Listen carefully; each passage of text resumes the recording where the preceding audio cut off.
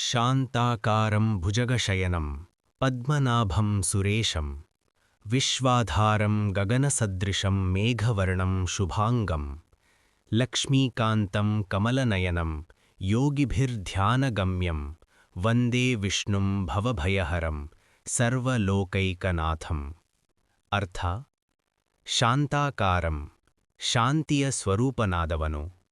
ಭುಜಗಶಯನಂ, ಶೇಷನಾಗದ ಮೇಲೆ ಶಯನಿಸಿದವನು. ಪದ್ಮನಾಭಂ, ನಾಭಿಯಿಂದ ಕಮಲ ಹುಟ್ಟಿದವನು, ಅಂದರೆ ಬ್ರಹ್ಮನಿಗೆ ಆಧಾರ. ಸುರೇಶಂ, ದೇವತೆಗಳ ಅಧಿಪತಿ. ವಿಶ್ವಾಧಾರಂ, ಸಮಸ್ತ ಜಗತ್ತಿನ ಆಧಾರನಾದವನು. ಗಗನಸದೃಶಂ, ಆಕಾಶದಂತೆ ವ್ಯಾಪ್ತನಾದವನು.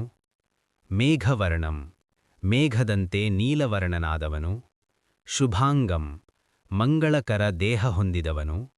ಲಕ್ಷ್ಮೀಕಾಂತಂ, ಲಕ್ಷ್ಮೀದೇವಿಯ ಪತಿ. ಕಮಲನಯನಂ, ಕಮಲದಂತೆ ಸುಂದರ ನೇತ್ರಗಳಿರುವವನು.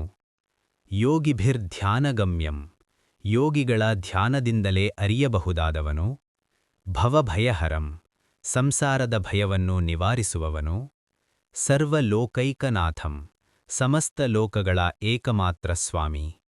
ಅರ್ಥಸಾರ: ನಾನು ಶಾಂತಿಯ ಮೂರ್ತಿಯಾದ, ಶೇಷನಾಗದ ಮೇಲೆ ವಿಶ್ರಾಂತಿಗೊಂಡ, ಜಗತ್ತಿನ ಆಧಾರನಾದ, ಲಕ್ಷ್ಮೀಪತಿಯಾದ, ಯೋಗಿಗಳ ಧ್ಯಾನಕ್ಕೆ ಗ್ರಹ್ಯನಾಗುವ, ಸಂಸಾರದ ಭಯವನ್ನು ದೂರ ಮಾಡುವ ಶ್ರೀ ವಿಷ್ಣುವಿಗೆ ವಂದನೆ ಸಲ್ಲಿಸುತ್ತೇನೆ.